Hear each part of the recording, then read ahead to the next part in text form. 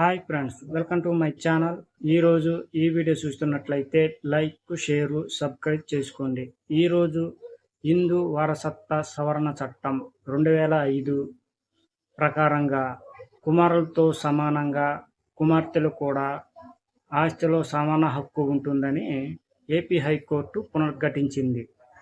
ఈ చట్ట సవరణ నాటికి కుమార్తెలు పుట్టుకతోనే సమాన హక్కు ఆస్తిలో సంక్రమిస్తుందని వినీతా శర్మ కేసులో సుప్రీంకోర్టు ఇచ్చిన తీర్పు ప్రకారంగా 2005 సెప్టెంబర్ 9న ఈ చట్ట సవరణ అమల్లోకి వచ్చిందని గుర్తు చేసింది.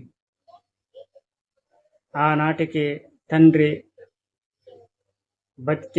బతికి ఉన్నా లేకపోతే మరణించిన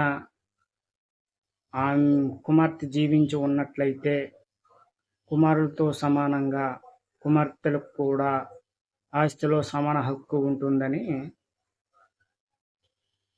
స్పష్టం చేసింది. సరే, ఉంటాను ఫ్రెండ్స్. ఈరోజు బాధ్యతకు హిందూ వారసత్వ చట్టం సవరణ చట్టం 2005 ప్రకారంగా కుమారులతో సమానంగా కుమార్తెలు కూడా సమాన హక్కు మంత్రి ఇచ్చి ఏపీ హైకోర్టు చెప్తానమాట. ఈ చట్ట సవరణ నాటికి కుమారులతో సమానంగా కుమార్తెలకు కూడా పుట్టుకతోనే సమాన హక్కు వాటేందరికి ఇచ్చి కెతడం జరుగుతుందన్నమాట.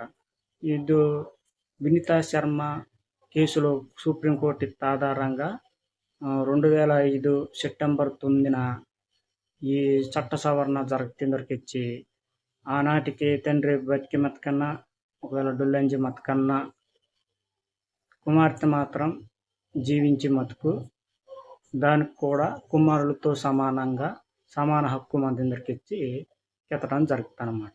సరే, మంతం ఫ్రెండ్స్.